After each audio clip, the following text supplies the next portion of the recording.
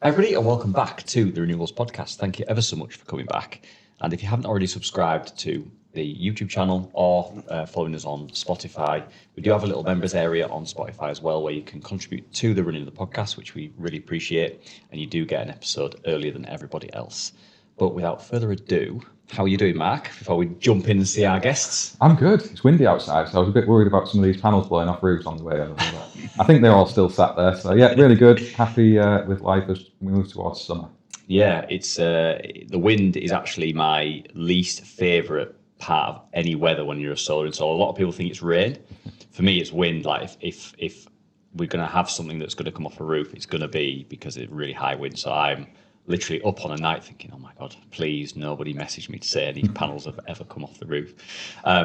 But yeah, anyway, before we'll move on from my dreams and introduce our two guests. So we've got Tom and Harry from Embrace Renewables, and we're going to be going through your very innovative product, aren't we? And we're going to have a look at these battery covers, of which I've fitted one.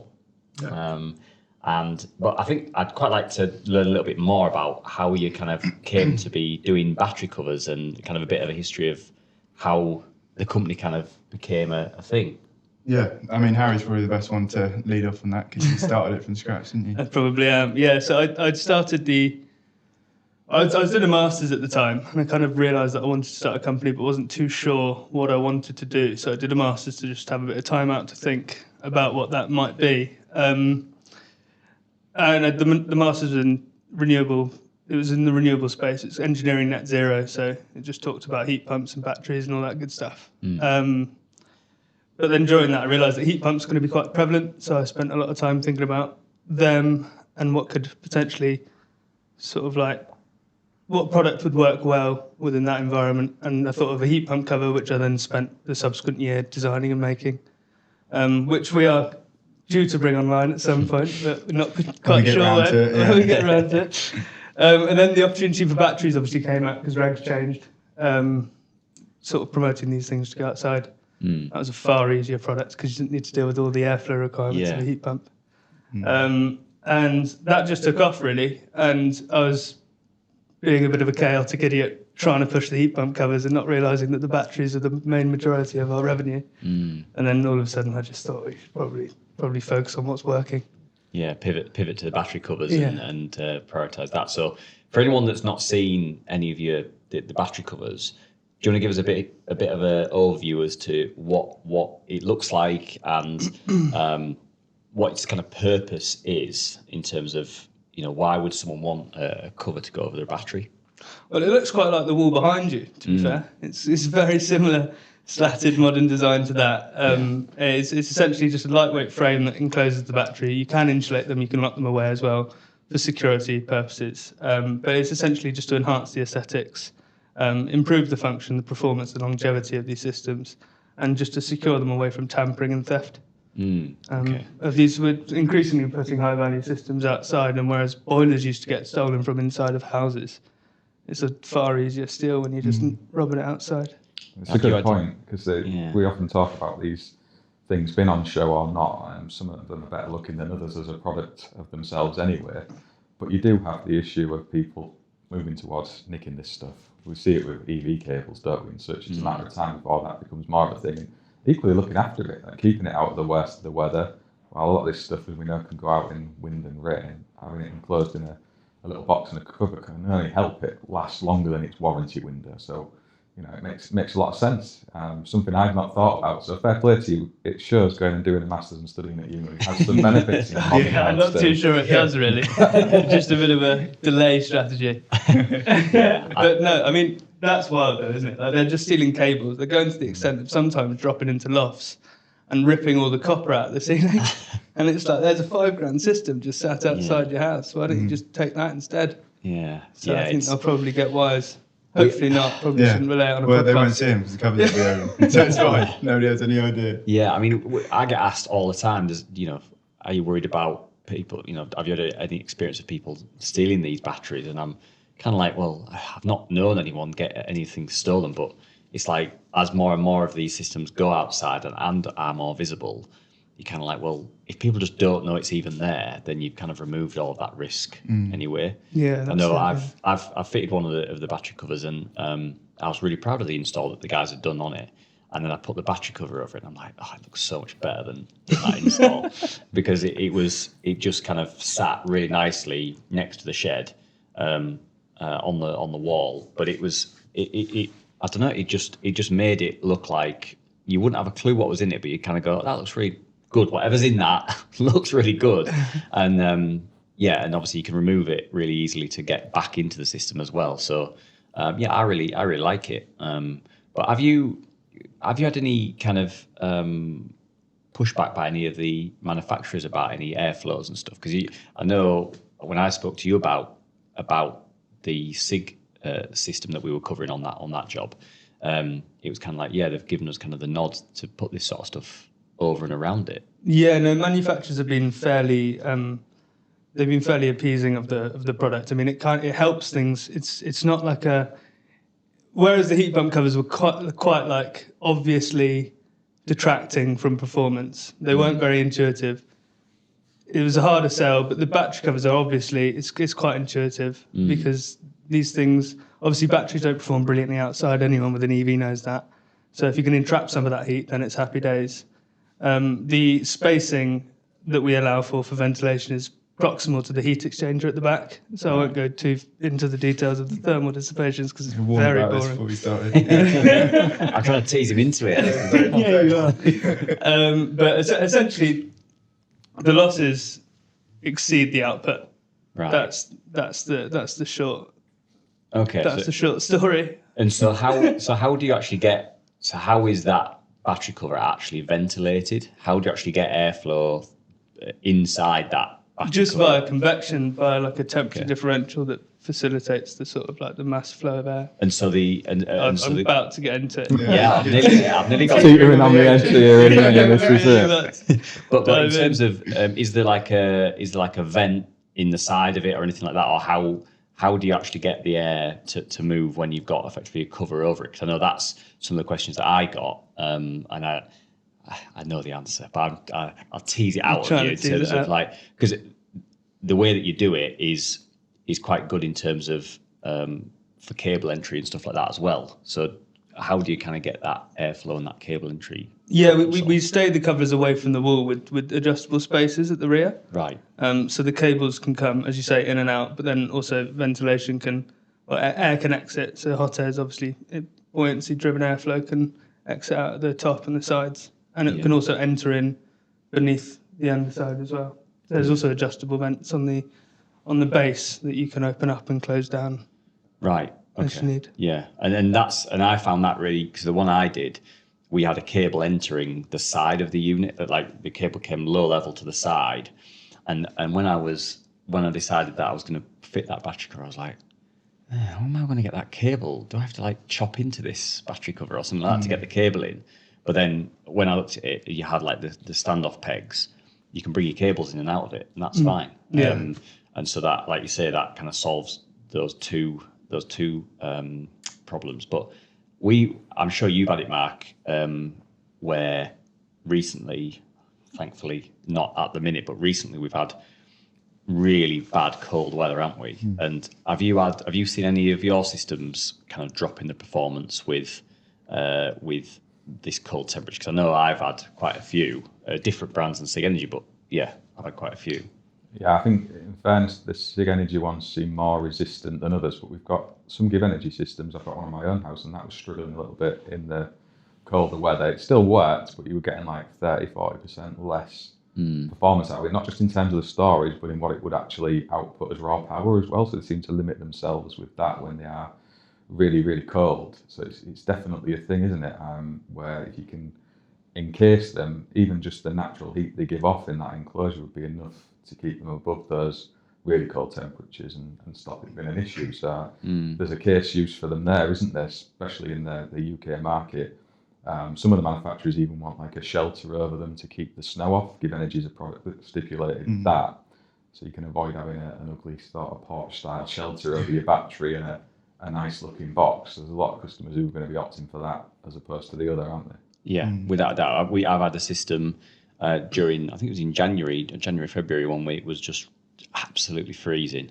And this battery that we'd fitted outside, as per PAS guidance and everything, and it'd gone from a 5 kilowatt charge and discharge down to like a 1.4. Yeah. And that the customer wasn't able, he'd maxed out the storage, and so he just wasn't even able to buy power in overnight enough to fill his batteries. So he was obviously not best pleased, but it was quite interesting watching it on the chart, because it started off at 1.4 kilowatts, but then it would slowly rise as the core temperature of the battery rose.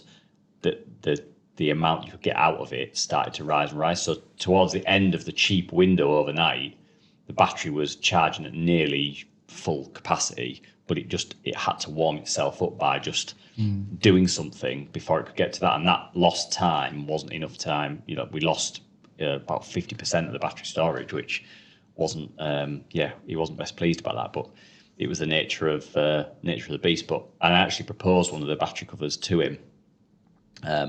But he didn't want to spend a single penny more to fix the problem. So he'd rather lose the cost gains from the energy. Exactly. Yeah. So I'm still on the hunt for that sale. I think I've still got a chance with that one. But I just need the better weather's come now. So he's stopped texting me at 9:30 at night about it. She's good.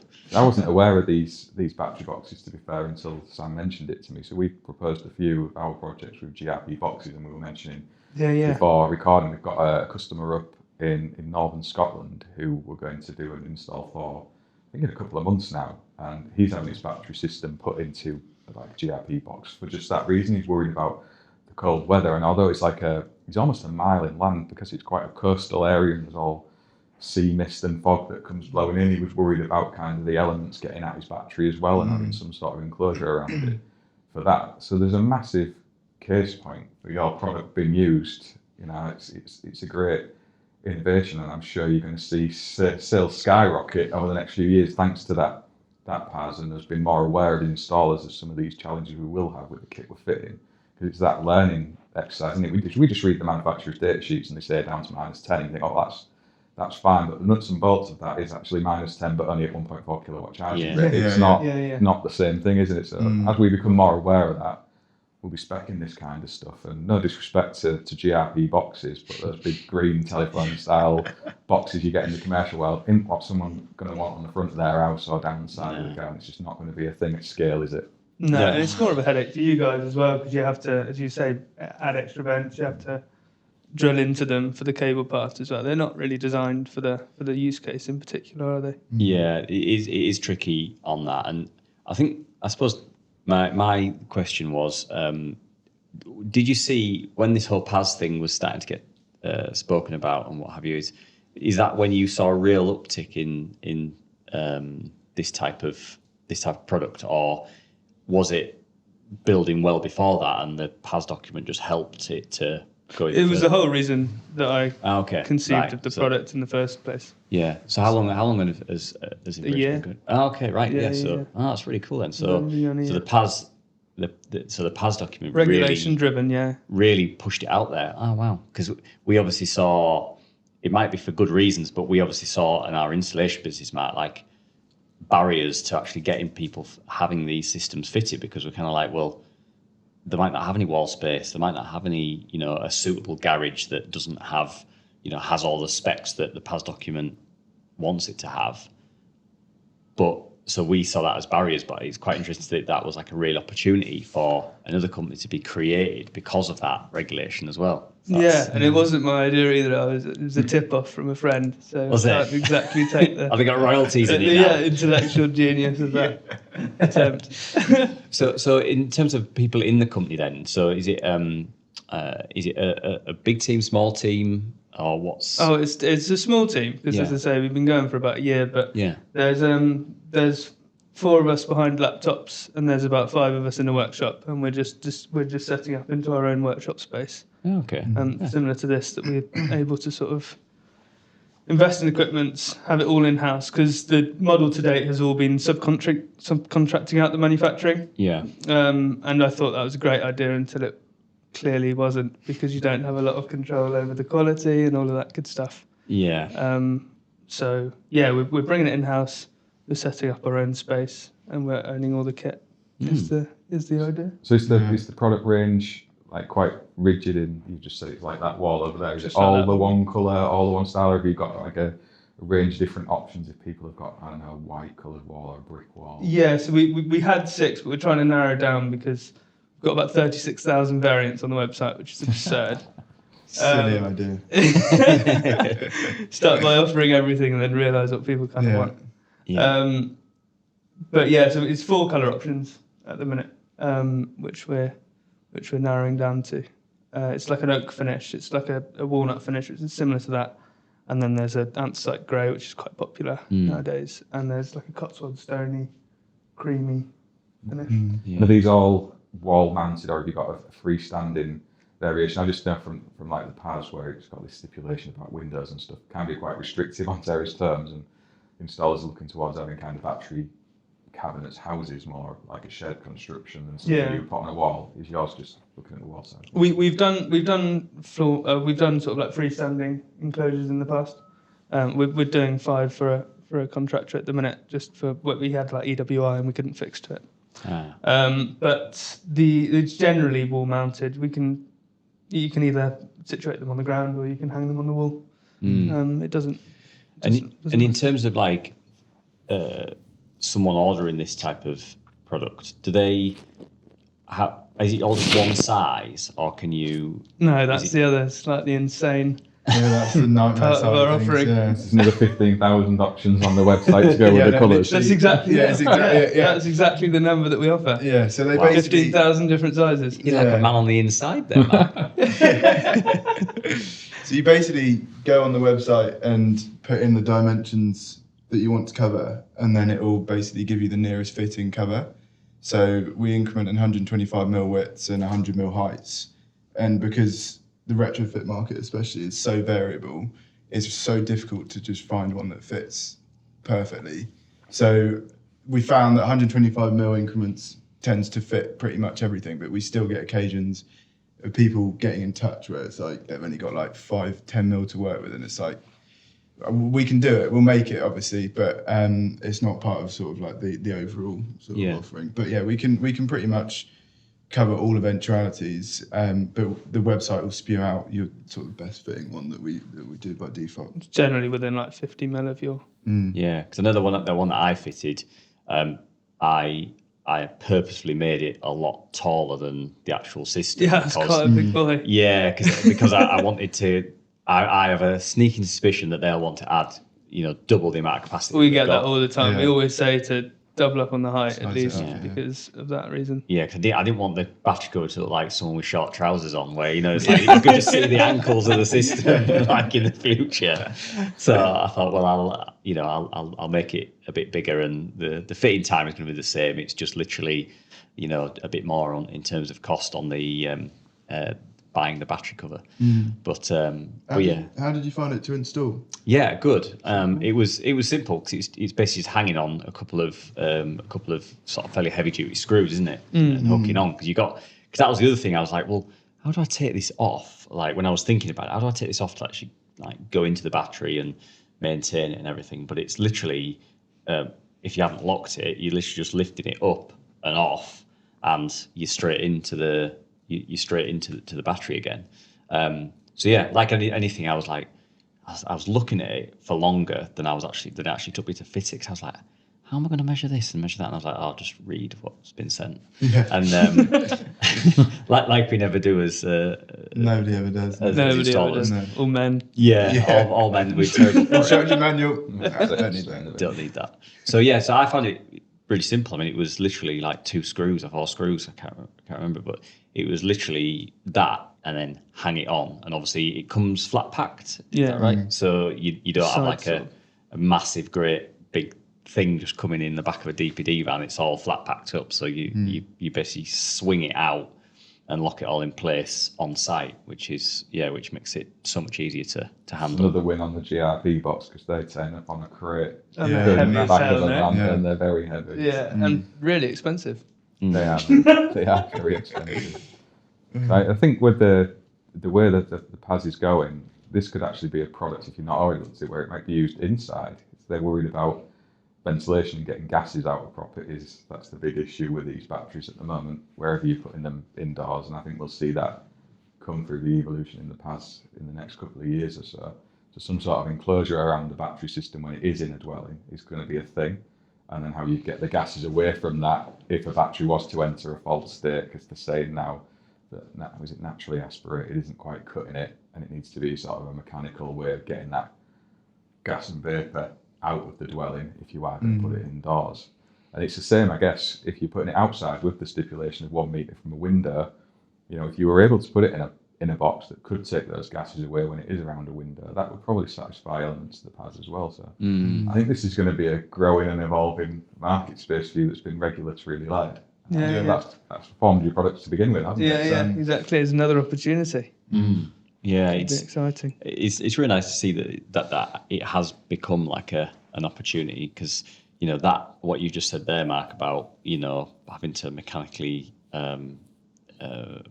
vent this stuff inside is just like another head, like my head in my hand, like, oh my god, another thing that I'm gonna have to try and factor in. Or explain to the end customer as well. Yeah, and you just know that there'll be contracts out there that just will not do it, but they'll just, which is no excuse for like myself not doing it, but that's what we're up against now. I think the regs are just positioning it where it's going to be outside, isn't it? And inside will be such a complicated thing to achieve, unless somebody innovates a really useful box to put it in that's got all in at the start. Where they're just going to be put outdoors, and that's just the way it's going to have to be. Yeah. It does make it tricky. And so are you mentioned about the heat pump side of things then. So is that kind of on the massive back burner at the minute? Yeah. It's on a really distant log burner. Yeah, but it's interesting that was your first pot of call, but then you were confident enough to kind of scrap that and move on to something else, because often we get a little bit sidetracked with our first idea completely is blinkered. Yeah. I mean, it took me a while. It took me like months of blinkering. I wouldn't say I was immediately confident. Yeah. But no, once the product was proving to do the right thing, predominantly the reason was we were making it out of timber and we needed to change and stop because we were filing a patent which has recently been filed. So we couldn't actually deliver on the product because it would be infringing on the patent. But now that's been filed, need to do something about it. I've been on his case to try and think of a design, because there's no way I'll be able to think of a design. So it's on his head to get it going. So the main struggle with the heat pump one was getting the airflow through the heat pump. Essentially. Whilst covering and boxing. And making it look nice at the same time. Counterintuitive. And then selling that to installers. Who were like, why would I do that? It's mental. See why you pivoted. It'd be interesting to see. You could one day. I'm fairly confident one day you're going to have a battery in one of your boxes and a heat pump in one of your boxes, or for sure. half in, half out of one of your boxes. Because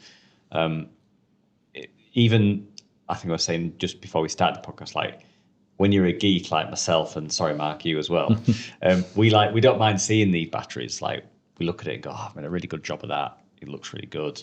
And, it looks really futuristic and everything. But some people are just like, oh, yeah, great. Well, it had to go there, so it's there. But actually having the battery cover over it, suddenly you're like, well, I don't even know there's a battery in there, but that looks really sleek and modern and good. So, I think it will, as more and more people look to go into batteries and solar, as we're starting to see, again, a conversation we had just before we recorded about this whole Iran thing.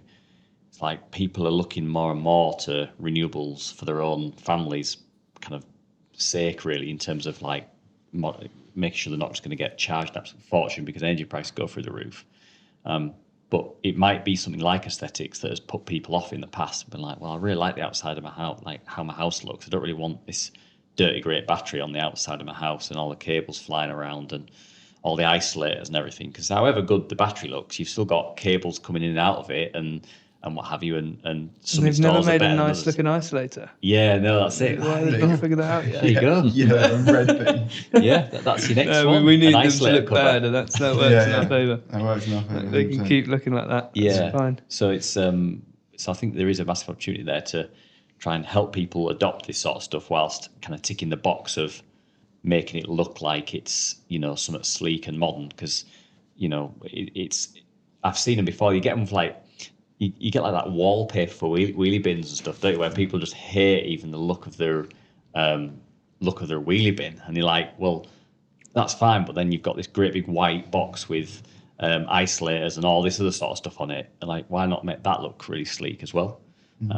So yeah, I'm excited to see that, how that all develops. It's kind of trying to make a plant room of sorts that's portable, isn't it? We talk about this a lot with switchgear that's ended up being put outdoors in consumer units open to the elements and the batteries and stuff. We've got a plant room that can be easily opened and worked in, but cover the kit up the rest of the time, keep it out of the sunlight, because it's not just the wind and rain, it's all the plastics becoming brittle over time from being in UV. And, you know, if you've got that, it solves a lot of the problems that we're all complaining about around the regulations in our sector, doesn't it? We've had those debates with consumer units. I've shared my views on that.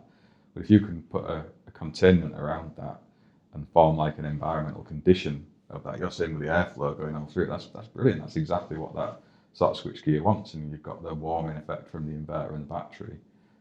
You know, I think there's scale to put more stuff in these singular boxes rather than trying to make an isolator that looks nice.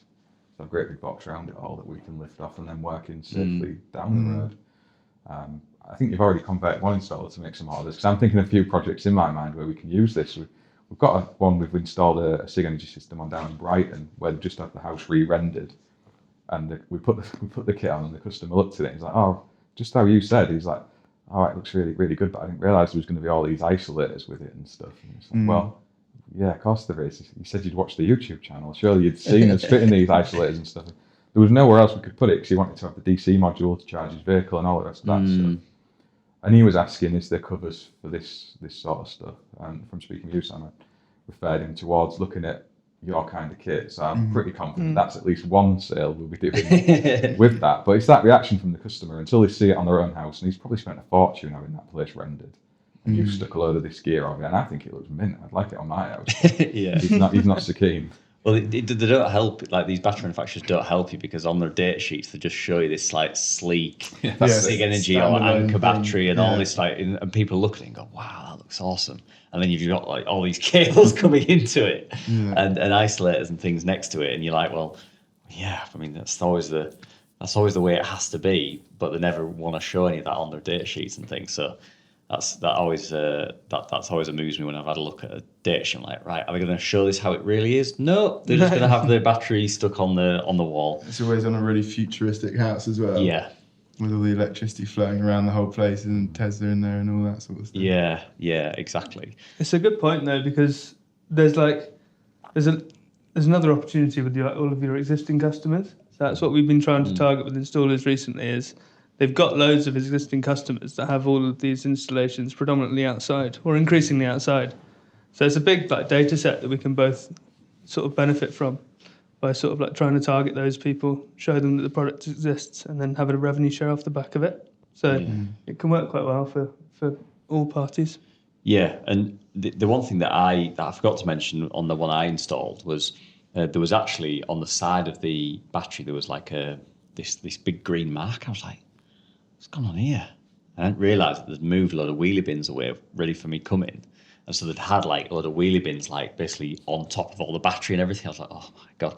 So having that battery cover there, it created that bit of a barrier so that it wasn't getting knocked and bumped by these wheelie bins and wheelbarrows and all this other sort of stuff. It created that bit of a barrier there. And whilst it also looks really good, until they put the blooming wheelie bins back. Because I went the other day and there was just wheelie bins around there. I was like, great, thank you. But at least it wasn't getting whacked by these wheelie bins and, you know, kids kicking footballs at it and all this other sort of stuff. Which Prying is another hands thing as well, tampering with that big tamper, red isolator switch looks really fun to turn on. Yeah, it's that big red button. Yeah. So Yeah. Especially when you have the SIGs where they've got all the lights going around them and things like that, and you're like, if you're a kid, yeah, just looking at that, you'd be looking at it thinking, how can I break that? Yes. Back in our day, you'd run around knocking on doors to upset people, wouldn't you? Now they'll be going turning the battery system. Yeah, that's a great idea, actually. Yeah. Is the product like impact resistant? I'm just thinking that usually these might be on the side of a driveway and we have to put bollards and stuff around it. Is the potential for that? Yeah, no, it has a K rating. Yeah, it does. It has a K rating. I can't remember off the top of my head, but there is a K rating associated with the cladding. Okay. That's the point I hadn't thought about in terms of what the actual K rating of that was, because that was always one of the issues with like trying to get something like, sounds like the Renewables podcast sponsored by SIG Energy, this one, isn't it? But when you fit in the like the SIG Energy DC module, if it has to go on the driveway to literally allow you to plug your car into it for the bidirectional charging and discharging, it's like, well, that's fine, but if you pull up to the house and just keep going and smash straight into the battery, then you can't have that, and the PAS document mentions about that. So it's like, well, that's another thing that we've got to try and sort out. And who's going to want a massive dirt grate bollard straight in front of their battery? Exactly that. You're not really going to want that there, are you? Need one on my house, because my wife crashed into our house the other day when she was pulling the car on and off the drive. So. How long have you lived there? Yeah, 20 years near enough. So it can happen, can't it? I think we can all have those lapses, which is why it's important to protect the batteries when they are near the vehicle. If the product satisfies that, it's a nicer way of doing it than starting. We don't want to fit bollards as installers. No, I've seen some like right next to a SIG Energy stack, like two big yellow bollards just in front of it. It looks awful. Yeah, that's it. And if you've already struggled to get them to have the battery outside, and you say, okay, Mrs. Smith, now you've also got to have these two great big bollards in front of it. You are really. I sometimes feel jobs slipping away when I'm doing the surveys and things, because you can see it in their eyes, can't you? And you're like, yep, this was a waste of time. But if there's something like the battery cover that will satisfy that, we'll obviously need to know what the K rating is. But like if it does satisfy it, then that's another big win, because we can literally go, well, yeah, it's got to go outside. You're maybe not that happy about having it and seeing it there. We would have to fit you a bollard in front of it, or you could just pay to have one of these fitted, and it ticks the aesthetics problem and also the bollard problem. So. Yeah, that'd be really interesting to see if that satisfies that part of the. Yeah, it definitely would with the framing. The framing would be sufficient. Oh, great. That's good. And so the different variations then, so you mentioned about the colours and sort of finishes. So you mentioned about that you can line them. So you can actually, like the standard one that I got, I didn't go for the insulation lined, but it can come with a load of insulation inside it to help that. Yeah, just entrap some of the heat loss from the battery. So that, as you say, during those cold snaps, there's like a retention time for the battery to sort of like warm up a little bit. It can just shorten that time down, so it kicks into higher charging capacity at a quicker rate. Yeah, I don't know if you've had any of these yet, Mark, because if SIG Energy deals with the heat a lot better than some of the other ones, some of the older systems that I've fitted years and years ago, and like the one that I mentioned where it was only charging at 1.4 kilowatts, I've gone back to jobs where they maybe having another battery module or something, and they've built like this polystyrene thing I've with seen gaffer some of tape. those. It's hilarious. And it's the basically just go to like B&Q and buy like some polystyrene sheets or something, which if that caught fire, like that's like basically it's basically napalm, isn't it? It's like unbelievable. And then they've just gaffer taped like it all, and it's literally hugging the battery.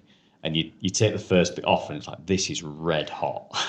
And I'm like, you can't have it like this, because this is gonna catch fire at some point. And, oh yeah, well it's just been really cold nights. I'm like, yeah, okay. I've seen some installers that like actually tape the packaging of the battery itself to the like the foam fillers. Yeah. And the polystyrene fillers, they just keep it on there. They're like, that's a good idea. Shouldn't watch our installs, we try our best. Yeah, that's it. Yeah, not your finest moment, Mark, was it? No. But, we have had a customer who he actually got in touch and said, can we put a kind of a timber structure around the battery to try and keep it warm? He's like, yeah, of course you can. Like, make a shed or whatever, just leave some airflow around it, be fine. And we went back, I think it had gone offline or something had happened with it. And he basically boxed his battery in with 3 old pallets that he just screwed together and then wrapped it all in like fibre wool insulation. So we've gone there and I'm looking at it, well, this is going to be like working in a loft without being in a loft. We're all covered in itchy fur. But that's the thought process people have, I think. Yeah. Trying to make their system work as efficiently as they can. And some people don't care if it looks like a load of pallets screwed together outside. Yeah. But that's because there's no product to serve that problem. That's the thing. So people do get inventive and innovative, and as installers, we didn't really have much to suggest to them at that time, other than sort of making something of your own creation. People's idea of creation varies, doesn't it? Quite widely.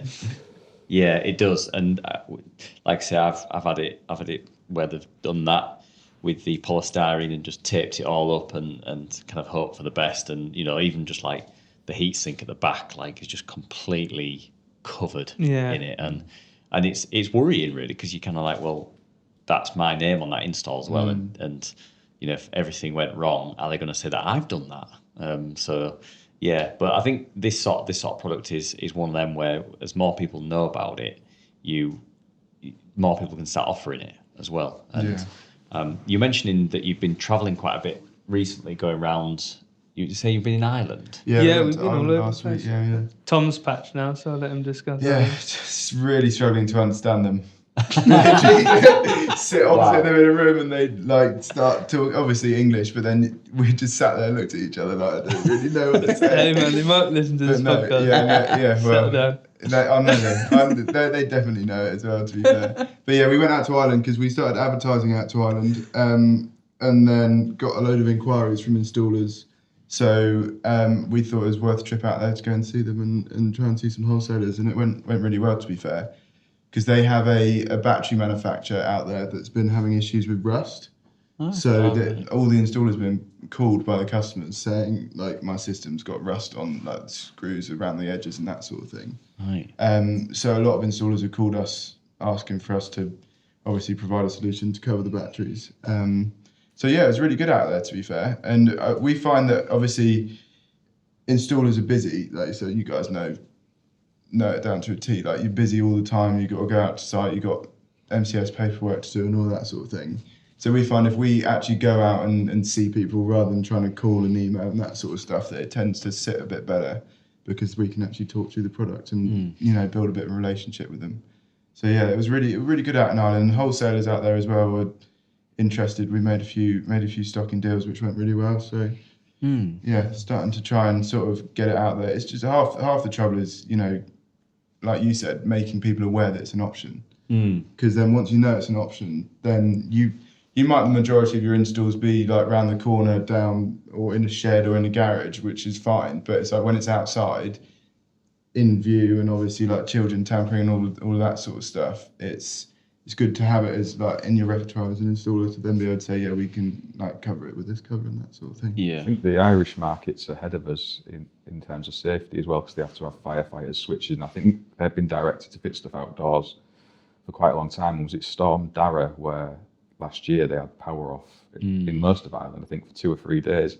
And I know a few installers over there who said that their diaries just absolutely exploded after that. So when people have suffered the pain of not having power for that length of time, you think it never happened to you. We probably sat here in Yorkshire, we're not going to have no power for 2 days. Yeah. But once that does happen, all of a sudden people get their wallets out, because that is very inconvenient. And this kit subsequently, as you've said, if they found it's going a bit rusty from being outdoors and it's maybe not protected in the best way from the Irish weather, retrospectively fitting battery covers on it makes a lot of sense. Yeah. Were you saying about the wholesale side of things? Have you found that they're quite open to your products? Are you getting it on their shelves, or are you still sort of retailing it mainly through your own website? A bit of both. It's starting to pick up some steam with wholesalers.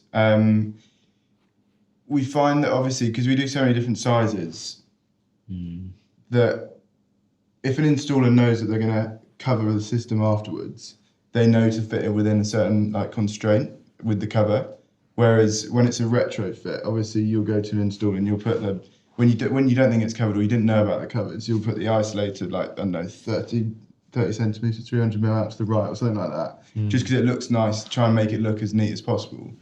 But obviously if you know you're going to fit a cover before you go and do the installation, then you can try and fit within those constraints.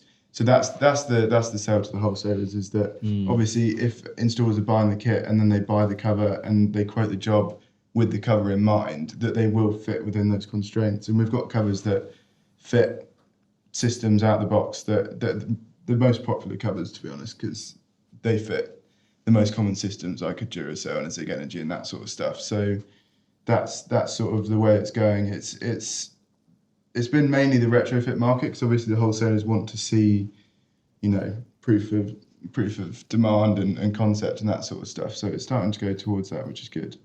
But the retrofit market is huge, especially for people that have had the installation for a while and realise that obviously performance is suffering and all that sort of stuff. So yeah, we'll continue to do to customer as well.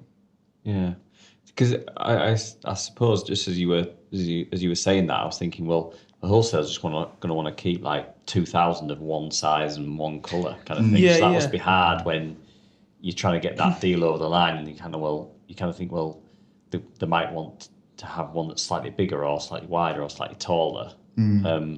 So yeah, I never actually thought of that before. Yeah, well, the majority of wholesalers will sort of stock 2 or 3 battery and inverter brands. So we sort of give them a cover that will fit that brand, and then you can fit the isolators within the constraints of the cover. So when it's sold at point of sort of, I don't know how you say it, point of survey or quotation, where the installer knows that they're going to cover it, that it makes it so much simpler, so much easier. That's where we could feasibly go down to like 5 or 10 sizes just to cover systems rather than like just a random space. You know? So and leave the bespoke stuff to people actually inquiring directly with you guys. Yeah, exactly. Selling the cover as a part of the package. It's pre-sized for the kit. You just sell it together. Cover comes with the batteries. It's quite a simple way of doing things. But as Tom says, there still is a market that we need to service in the retrofit, which will come to our website. Yeah, that has all of the varieties available. Yeah, no, that's that because.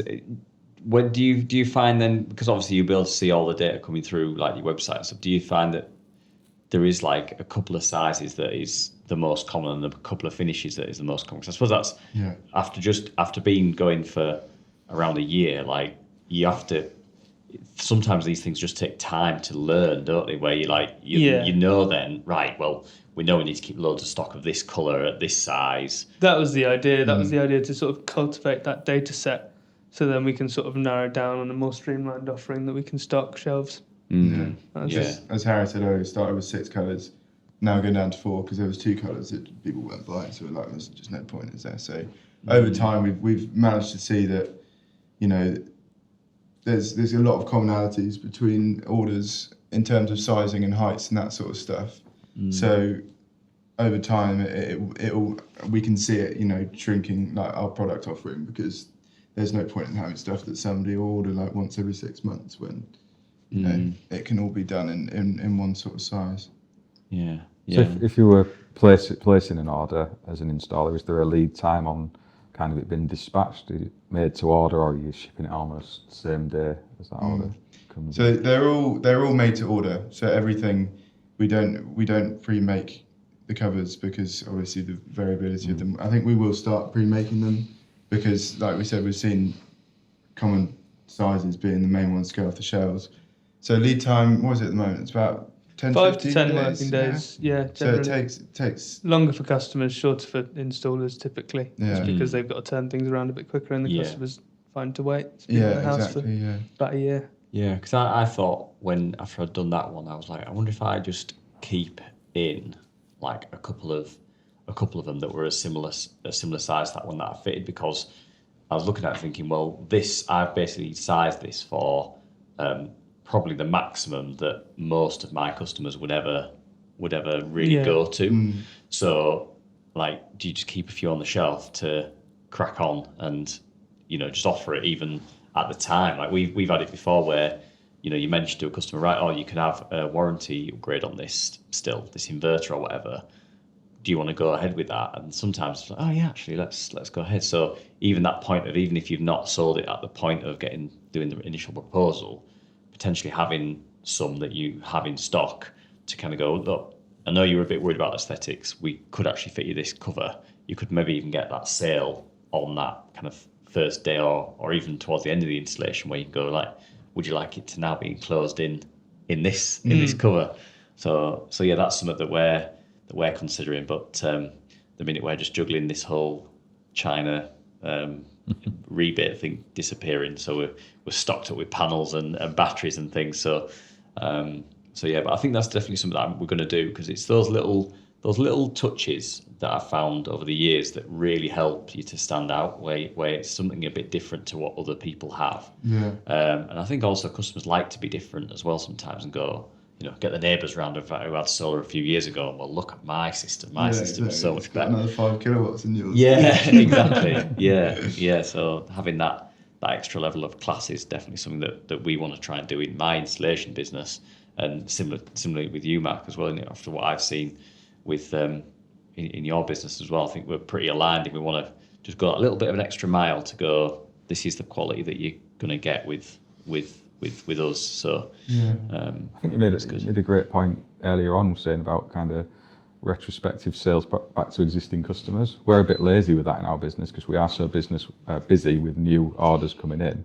But we've seen through the SIG Energy recall phase, if you like, if you're not aware, some of their inverters need their plugs changing, and to do that, swapping the whole inverter. Where we're saying to the customers, while we're there on site, if you're wanting any other extra battery storage or an EV charger and such things like that, because we're there already doing this, you could potentially upgrade your system. And I originally thought no one's going to go for that, they won't want to do it. But we've had a few orders from the back of that. So I think it's kind of reaching out into your client base, as you'd said earlier on at the start of this conversation, to say that this wasn't a thing at the time you had your system installed, even as a mail shot or whatever that you send out to your customers. I think there's a piece there for us as installers to try and make a bit more money off that client base, serving them, giving them good value through offering stuff like that. Yeah. And it could be that they say, yeah, we'll have one of those boxes and we'll have another battery, and you're kind of building that sales. Yeah, that excites the conversation for elevating their system, doesn't it? Yeah, it does. So I think there's a market there for us, and I'm sure as you move forward now, if you're only a year or so into your business, the demand here is probably going to go in a way maybe you haven't fully envisaged yet, I think, with the PAS document and the way that's been structured going forwards, where there'll be a big demand for this sort of stuff. Are you locked down tight with your patent around your product? Because this is what we tend to see, certainly in the renewables industry, is that there's lots of copying and all of a sudden off-label stuff. No, we're fairly well protected, but to be honest, the execution's hard. So I'm not too concerned in a way, because our offering is vast, and it's quite it's a fairly solid offering, and it's taken a while to crack it. So I mean, we welcome competition, to be honest. Yeah. But our team, careful what you wish for on that one.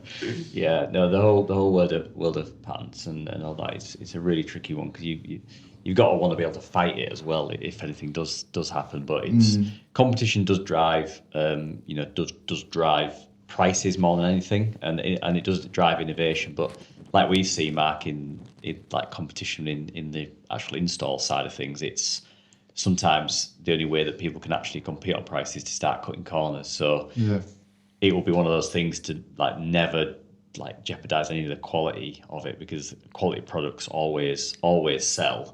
It's just that they sometimes mean that you have to spend a little bit more as an installer or as a customer. And actually, installers sometimes have to experience the worst products to know the value of the better product as well.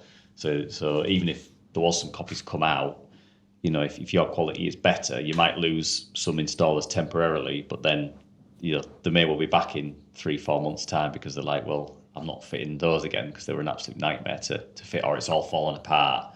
So quality has to be absolutely everything. It does, and bringing the product onto the market is a hard thing to do. Someone else wants to do it, get the word out, the battery covers are a thing. Not the worst you thing kind of benefit from that, I suppose, as well, don't you? Because people then start looking at different offerings as well. Yeah. What are your plans for reaching installs? Are you doing any of the trade shows, or is it using online stuff? Yeah, we'll be at a few trade shows. We'll probably be at Solar and Storage in Birmingham. I'll be walking around in April at the one in London. We try to go to as many of those as possible. Not necessarily exhibiting, because being so young in a startup is hard to fork out the cash for that. But exhibiting in places, partnering with wholesalers to exhibit on other stands. But yeah, we're just trying to get out to as many people as possible. But primarily just going and seeing people has been quite a worthwhile. So if there's any installers watching who want to have a hands-on with your products, you'll go out and Yeah, absolutely. Yeah, so we will drop in the description wherever you're watching this the guys' contact details, so you can go off and get in touch with them, because probably a few people, once they've got their hands on it and seen what it is, I'd be more inclined to use it than just. I know that's my own experience from looking at stuff online. You're never quite sure, are you, what you're going to get. You like to get hands on and have a look at that kind of stuff. So it's great you're doing that. Yeah, that's it. With a new product, you sort of like, it's not something that you've used before. Yeah, people are sometimes a little bit worried about going into having something new that they're maybe not experienced before. I don't think the battery covers will suffer too much on that, but certainly, like when a new inverter or a new battery system comes out, people are a little bit like, not too sure. Like if you look at SIG Energy, like that had actually been out for quite a while, and then it just took a little bit of establishing, didn't it? And I'm sure they're very happy with how it's been going in the UK market. But yeah, so if you want the guys to come out and show you a customer, they might be able to help with the sales process as well. Like literally get them on site and even help sell them. But I think once you've got that relationship with installers, that just is so valuable. I know for myself, like I work so much on relationships with people and been like, right, can I rely on the product and the service from this wholesaler, from this company or whatever? And I find it quite hard to, deviate from one brand to another because of that relationship that you build. I think that's certainly in the early days, that is what a lot of companies kind of try and focus on, but sometimes they lose their way a little bit as success kind of comes to them. So yeah, the relationship side is a massive part to a lot of us installers, definitely. But yeah, I mean, I've loved that chat about, because there's some of the things that I wasn't aware of, like the ventilation kind of matching the heat sinks and things like that. I'm like, yeah, because I got a few comments on mine. I was like, oh, how does it does it impede ventilation and everything? I'm like, yeah, I don't actually know the answer to that. Like a proper, decent, detailed answer. And I think that's definitely something that I can use. But obviously, with your background in that area, just glad I kept it fairly short. Yeah, we've actually edited this podcast. This is actually a 3 hour podcast. 3 hours. Heat dissipated. Yeah. But no. Was there anything else that, like Matt said, we're going to put the links to. For people, anyone watching or listening to this can get in touch with you guys and learn more or go and buy some of these covers. But is there anything else that you two wanted to chat about before we end the podcast? I'd probably say that we want to work closely with installers. So we offer like a co-branded PDF that you can append to your proposals. So you don't have to go to the customer and say, head to this website for battery cover, have a look at it, all that sort of stuff. We'll give you something to put in front of them as well, so that then obviously if they decide to go ahead with it, you guys get it at trade cost, and then you can obviously then upsell it to the customer. So that's the relationship building we're trying to go through, where sell through you installers like yourselves, because obviously you guys are doing the installation, you know the kit the best and all that sort of stuff. Yeah, no, that's good. Yeah. And That's as you say, you've similarly got a large swath of data on customers that have these installations, so we can reach them as you mentioned. Fantastic. That's good. Yeah. So thank you both for coming in and explaining that product with us. If no one watching buys, you've sold them to me anyway, so we're going to be making a few orders for sure. And it's just learning about this stuff. It's one of the things I love about the podcast. Learn such a lot through chatting with people like yourself. So really appreciate you venturing over to come and have a conversation with us. And there'll be a link in the description wherever you're watching this to go over and get in touch with the guys and follow their socials as well, and hopefully place your orders. And as Sam said at the start of this podcast, if you are able to head over to Spotify, you can get a week ahead and it helps us fund the show. It's only $2.99 or so, I think. We appreciate everyone who's making the effort with that. It allows us to do some more cool stuff around the merch drops and stuff at these shows as well. And we're going to be at Installer Show later this year as well, which is coming in June. We'll have more coming on that later on. Otherwise, if you've got any questions about the products, drop them in as always, and we'll see you on the next one.